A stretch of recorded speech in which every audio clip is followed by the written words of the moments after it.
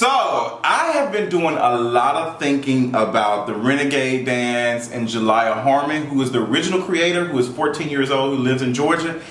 And girl, I have some thoughts about black creators not getting their just. Let's talk about it. Y'all already know what time it is. I got the black V-neck on.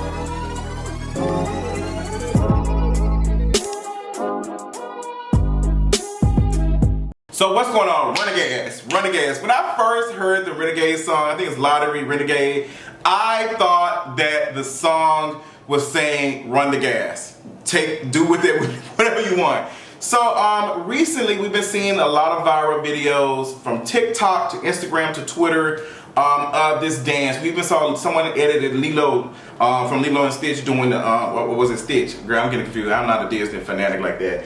But we saw the little animal doing the little renegade dance or whatever. And we saw a lot of TikTokers have been doing, a lot of white TikTokers and stuff have been doing classes and stuff and NBA games and doing all of these things. And I didn't realize where it came from. So apparently, this 14-year-old named Jaliyah Harmon, I hope I'm pronouncing her name correctly, she was the one that posted with her friend. So apparently, you know, she came with a little dance and she did with her friend and it went viral on her Instagram just a little bit. But it started to lose substance of who created it, and she didn't get any type of credit for it. You saw other people doing it and other folks, you know, joining in it and doing it. And it's kind of hard to copyright a dance like that.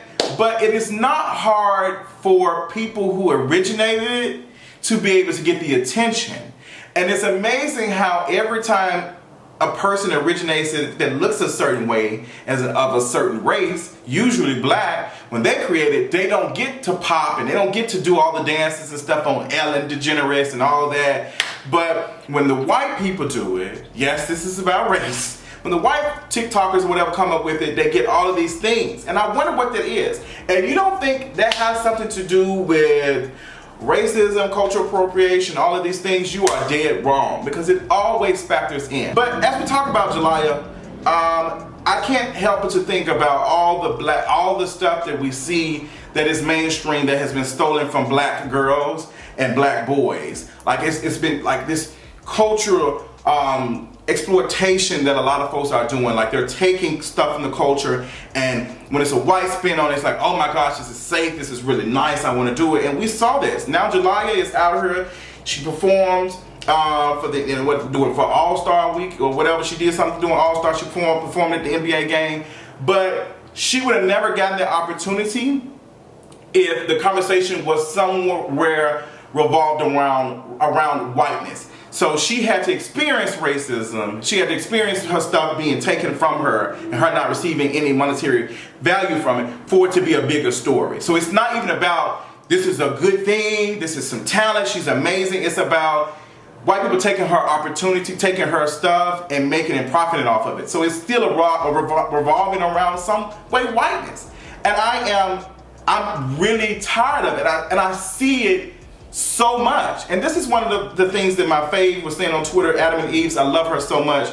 When she was talking about Billie Eilish and how Billie Eilish is able to, you know, wear these things and this is black stuff, this black performance stuff. We see the same thing with Ariana Grande, all these, like the music and stuff changing. Like all these white folks are able to, and they know they can, to the point that they're changing the way they look by putting on darker makeup, how they're changing things around how they look, their lips and their asses. And it's like black women can't benefit from that while existing and looking just like that. Like black women can't go into Walmart with green hair and green nails without folks saying, oh my gosh, this is ghetto, like what is going on?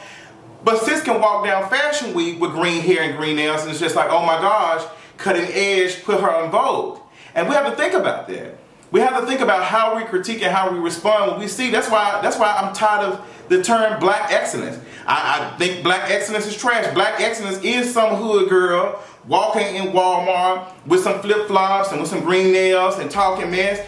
That is black excellence, because I guarantee you, if a Kim Kardashian or something did like that, she'll have her own TV show, and we've seen that. We've seen that with Khloe Kardashian. We've seen that with even Kim Zolciak's daughter, with her getting lip injections one week and taking them out the next. We see everybody wants to be black women, but the black women who are black women can't even benefit or even get any monetary value out of it. A 14-year-old girl came up with this. Now, did you see anybody taking the yodeling and stuff?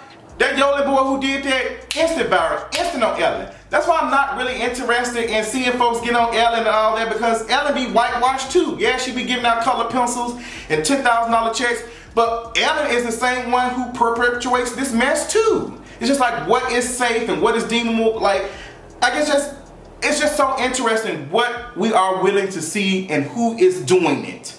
Like, it's only mainstream when it has some type of white effect on it. And I'm very hurt by that. I'm hurt that this girl came up with it and she saw everybody benefiting from it. And I guarantee she still won't get the endorsement deals and the same stuff that these white folks, because these companies and brands don't see her as safe. It's like, girl, the mainstream ain't feeling no black girl come up with no dance. They only interested in the white folks who taking this dance and make it seem like they came up with it. Then when the girl was dancing, she was out dancing the white girls behind her. And that's what it is. Very much bring it on thing. Very much bring it on. Like, we've seen this story before. We've seen our fave Gabrielle Union play that role in that movie and Bring It On, where the cheerleading squad was taking all of their stuff and recording it and doing and getting into competitions, winning and stuff. That shit is real.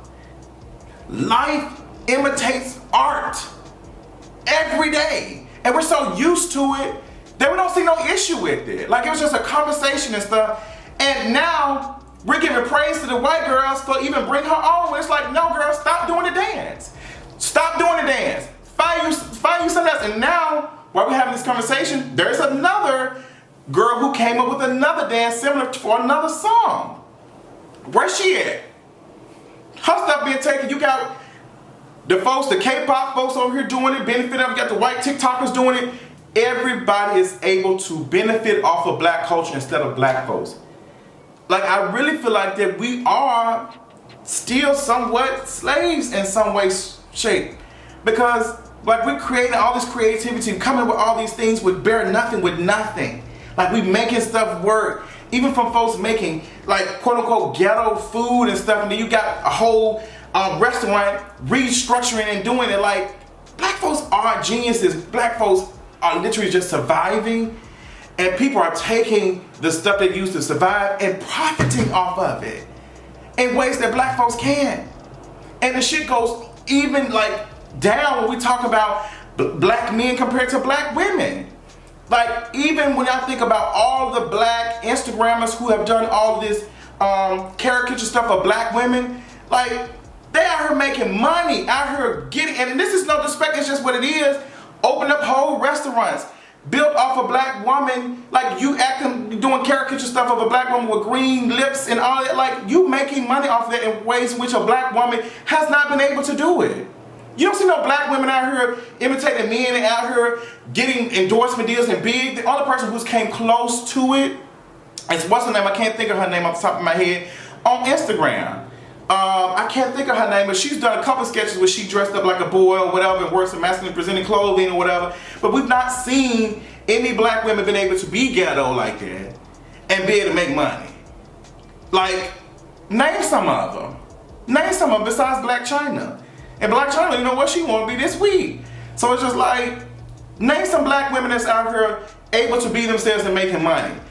There was a black woman out here doing, black Instagrammer who was out here doing stuff and being funny. Then you had a white boy dressing up in nails and heels and stuff. And the next thing you know, we saw him in a Fenty commercial. And Fenty took that right back, took it right down. Even Rihanna, black woman, her team didn't even recognize that that wasn't it. Her team didn't even catch that.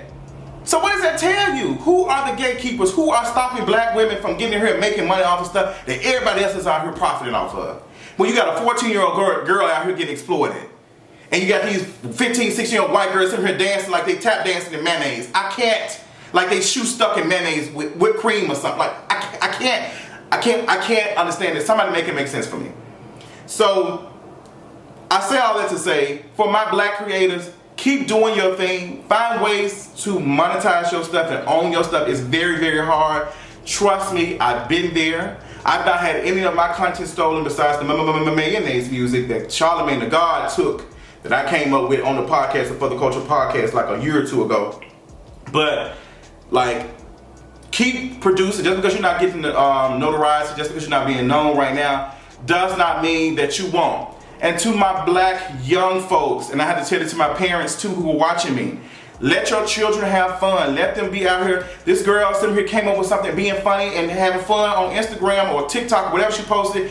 And look where look at these opportunities that she's getting. Look at these opportunities. Look at the stuff that she's been able to do that she probably wasn't able to do and other stuff. And this girl can dance. She loves dance. So let your children be children. I'm encouraging, even my cousin, my little 12, 13-year-old cousin wants to be a rapper. I'm not going to dismiss his creativity. I'm going to help him get to that creative side. I'm going to help him structure so he can make it work for himself. We got to stop discouraging our black kids to stop being creative, because these folks out here creating stuff. We need to find a way for these folks to be popping. If your child want to start a YouTube channel, help them do it. Help them do it. Just make sure that you monitor it and let them know what's going on, but don't discourage them. Let them do it, because these white folks are out here doing it with their kids, and their kids out here making money. You got a toddler or a child out here doing reviews on toys and making millions of dollars.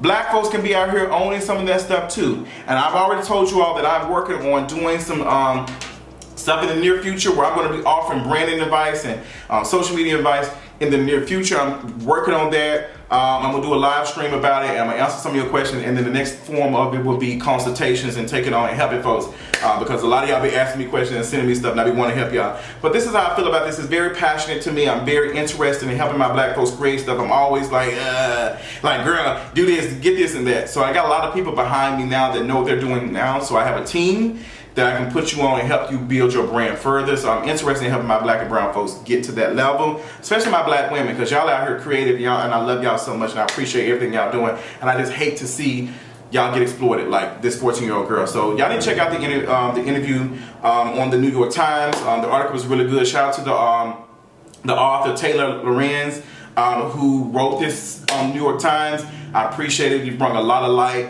I wish that a black-owned network or black-owned publication would have picked up this story and ran with it. But even then, if a black publication like Bossa or Love Be Scott or anything else would have wrote about this, it probably wouldn't have got attention to, like, the New York Times. Because at the end, we still need the white gays to be able to make it what it is. So, girl, talk about it. We gotta support our folks. I love y'all. Until next time, I'll talk y'all later on tonight. Bye.